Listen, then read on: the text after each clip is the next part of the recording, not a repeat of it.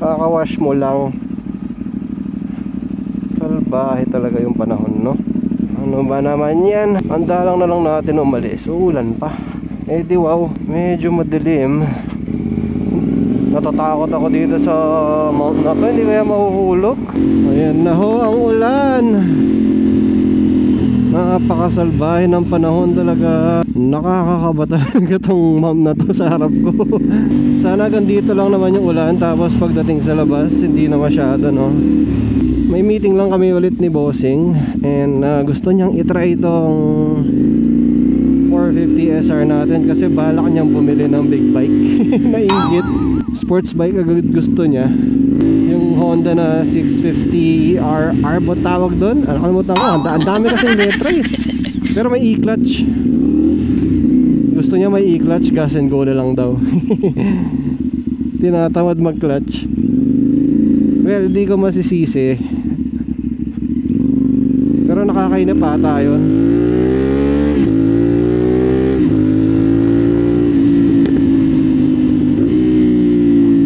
Parang popcorn. Oh, di ba dito wala nang ulan? Grabe ang gaan talaga nito. Parang nagda-drive lang ako ng Aerox na medyo mas aggressive yung riding position. Balak ko sanang pa-change oil to. Ang problema wala si box. Natatakot talaga ako dito sa mount. Huwag lang sana siya mahulog, no? First time kong gumamit ng clip-on na mount na ganyan eh. Though pinakahigpit ko naman yan. Pero syempre alalay din, baka mabasag yung kanyang visor, no? Though may ano naman siya, rubber na parang spacer ba tawag doon. Hindi tayo makasingit.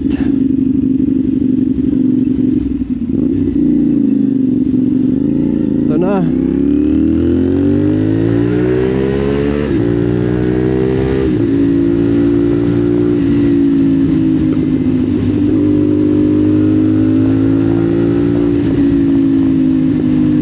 Hindi siya super aggressive yung takbo niya. Ang sarap niyang laruin sa daan. Tapos sobrang gaan talaga. So hindi naman ako nagsisi dito sa pinili natin na big bike. Pero plano ko talagang mag ZX6R siguro by the end of the year na yon. Kasi hinihingi ni Mrs. tong big bike na to sa akin eh. Ang bahala ko sana benta ko to. Tapos kukuha tayo nung ZX6R. Nagustuhan niya yung itsura niya. Tsaka pwede siya sa pambabae eh. So ayun, bibili na lang ako ng isa pa. So by the end of the year, hopefully, wala pa naman final. Ano lang yan, mga plano. Manifest tayo syempre. Si Burat yun ah. Burat. Ano namin yung kasama sa pag nagsha-show kami. Stance naman yung kanyang motor na napakaangas din. Dito tayo dumaan para mahaba-haba ang ating biyahe. Hoy! Lumundag!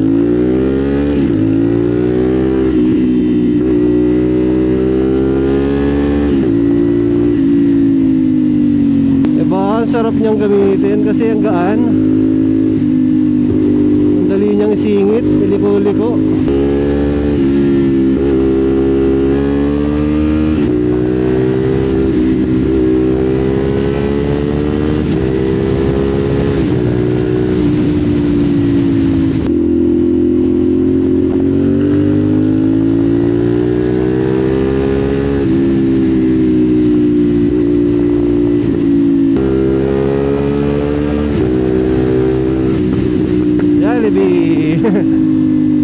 Tagal ko na din napapakita kay Toby yan eh. Ayan oh.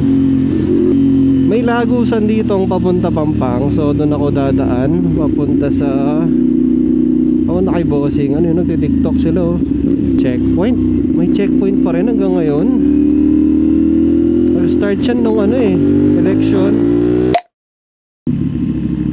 Ano to? Aerox version 2.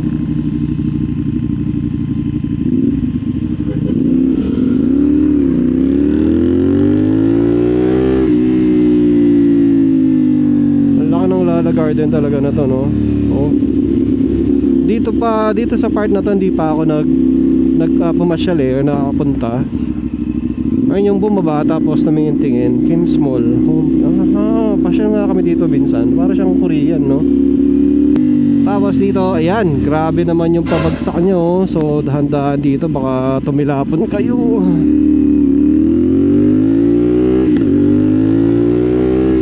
Tsaka medyo mabuhangin. So wag kayo masyadong nag-high speed banda doon. Baka mag-slide kayo.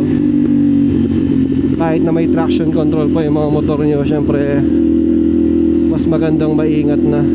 Parang nanibago ako, sumasakit likod ko Saan kaya lalabas to? I mean diretso. Hopefully dun sa main road, para kung sa main road to, sa may Pampang, alam ko na yun. Yun, tama. So magle-left ako dito niyan. Papunta tayo dun sa subdivision ni Bossing. Tama. Kasi dito ako nag-stop last time para ayusin yung mic ko Ayun, dito tayo magle-left. Diba? Pahula-hula lang. Ang dami palang ano dito din, paggawaan ng motor. Grabe, ang dilim na dun Sana sa pag pumunta na kami ng Subic, hindi sana masyadong uulan. I mean, pagpapunta lang naman sana. Lalo na pag pauwi, since gabi kami uuwi, hindi ako masyadong komportabling umuwi ng gabi. Lalo na pag naka big bike, tapos nasa expressway ka, no? Yung visibility kasi kahit sabihin mong maraming ilaw yung expressway, iba pa rin talaga pag daytime ka nagdadrive. Kung dinala ko siguro yung Aerox ko dito, ang ingay niya, bulabog. Tsaka tignan nyo yung ano na ito, yung temperature niya, 32 degrees Celsius. Totoo kaya to? Ganun ba talaga kalamig yung makina nito? 32. Ano to guys, sa mga naka 450 SR, 32 degrees. Ganun ba talaga kalamig makina ng 450 SR? Or hindi naman siguro temperature yan sa labas, since hindi naman super init para sa 32 degrees. Ang tansya ko nasa 28, 29 ang temperature ngayon sa labas. Ayan, malapit na tayo. Maaga lang tayo ngayon since hindi tayo pwedeng masyadong magpa-late.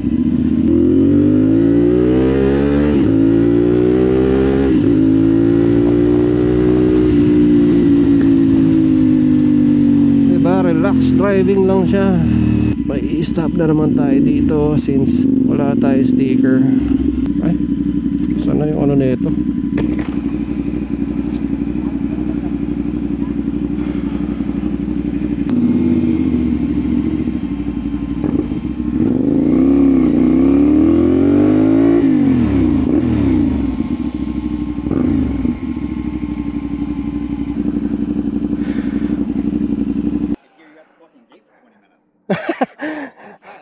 It's very hard to pull out my license. That's why. They still don't recognize you? Huh? They still don't recognize you? No. It's a new bike.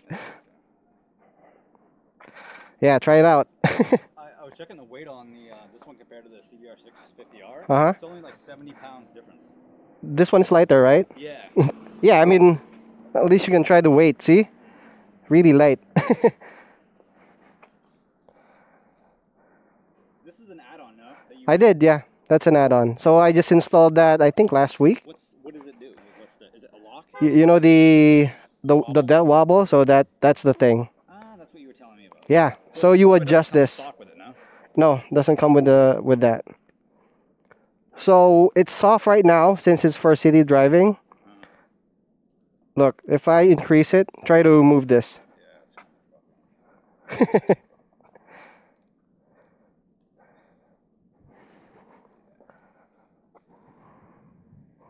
Put on your shoes. They said, I don't know, just fuck your shoes. I gotta like lace them up, strap them, lace them up, fucking just they said like the biggest discount they can give is like 8,000, and they said in terms of like specs and features and shit, like the 2025 is gonna have pretty much everything the 2024 does. Same thing? Same, pretty much every spec. So what's the difference? The stickers? I think the stickers are also the same. Maybe just the year, that's it. Like the year was built or something. Try it out. Put on your shoes. When you shift, You shift up, yeah. you have to shift. Just your slippers, that's fine. If you have a slip on.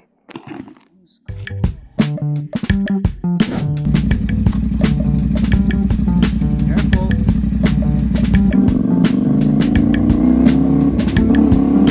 Uwi pa kaya niya to lang. Binomba pa eh. Done deal?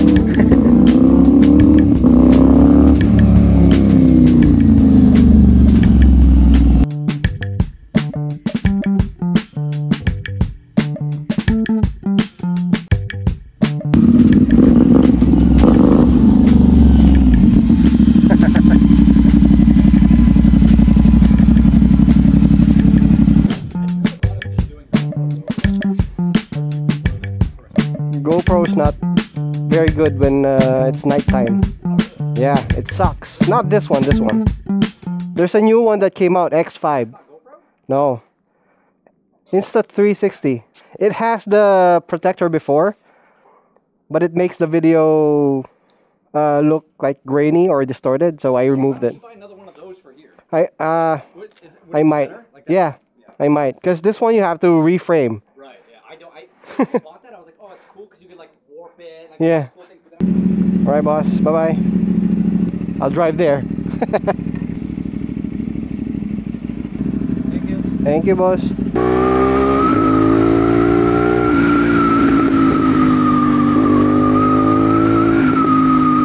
Ayun nga, sabi ko kay bossing na hindi maganda talaga ang X4 sa nighttime.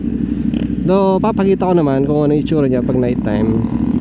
Okay na siya, pero pag yung standards mo medyo mataas, syempre iba pa rin yung may pure video na option kamukha ng Ace Pro 2 na to. May nakalimutan pala ako, hindi siya naka pure video, so pure video muna natin. Bellissima. Uy, sa mga nakakaalam. Alam nyo ba ang Bellissima? So kahit hindi siya 4-cylinder bike, may mga ano pa rin, no? Nakaka-appreciate sa tunog niya. Tsaka maganda kasing pormahan ng 450 SR eh.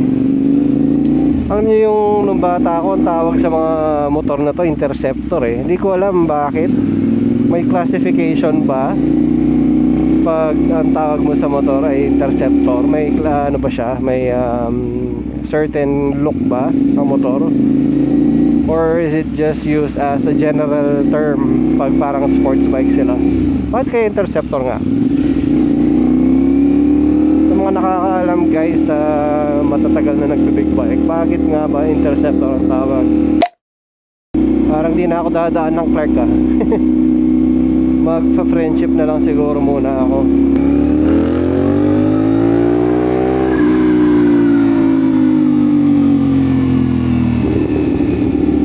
Nasaan pala yung gas niya? Ayun, nahanap ko yung gas kasi iniba ko yung...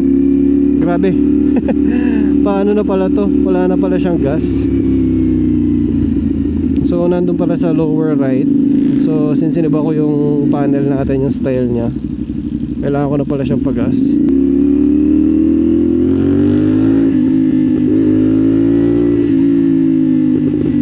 Yun, pinag-usapan namin ni boss kung kukunin niya pa ang CBR ba yun? CBR 650 or CB 650R.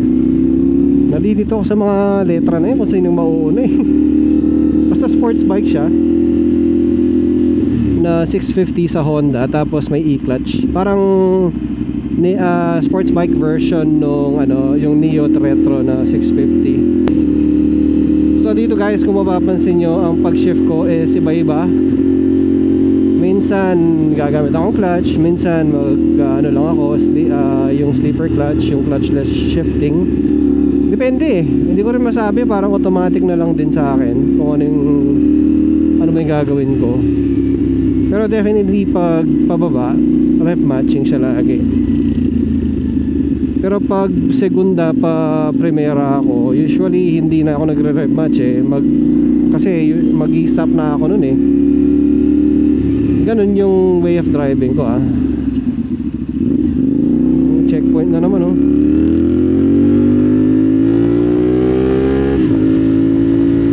ba? Hindi ako nag-clutch.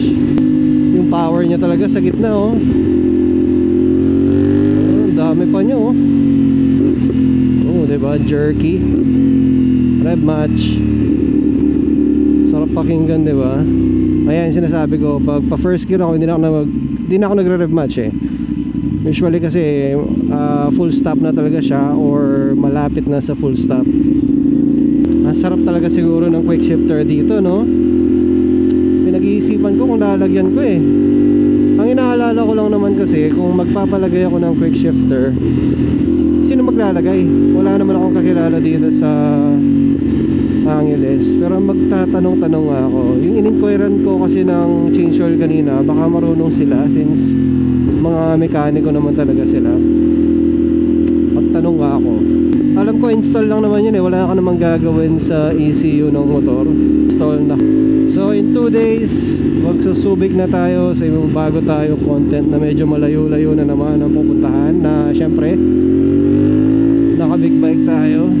Nakakamiss din bumiyahe na medyo malayo.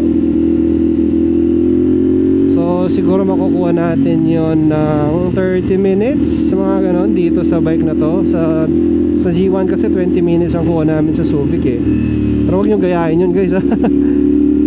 Mayroon pang mas mabibilis dyan. May nabalitaan ako 10 minutes lang daw.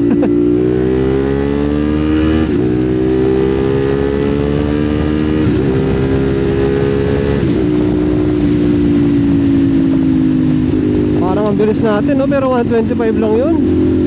Popcorn. Ayun guys, so ayan, maikli lang ang ating biyahe ngayon. Isa lang ang lakad natin tapos umuwi na rin since gusto ko rin magpahinga. And sa mga nanonood, maraming salamat. Shoutout nga pala kay Romeo, sa dati namin bouncer nung nasa casino pa tayo nagtatrabaho. Ginawan tayo ng soundtrack actually na may lyrics pa eh, kaso pinatanggal ko na lang. So gagamitin ko yan sa isa sa mga videos natin. Try kong gamitin, hindi ko lang alam kailan, or baka nagamit ko na pala sa mga naunang vlogs bago dito. So thank you very much for watching din, Romeo. And sa mga nandoon sa GC or community natin na parang group chat, thank you for participating guys. So malapit na ang magiging meetup natin. Tatapusin ko lang yung mga happenings dito sa family side bago natin i-set up yung EB na yan, no? So thank you sa suporta, sa panonood, sa pag-follow, sa pag-share, sa pag-like, kung ano naman. Maraming salamat sa inyo. And na-appreciate ko kahit yung humihingi lang kayo ng sticker sa akin, malaking bagay sa akin yon. Thank you, salamat ulit. And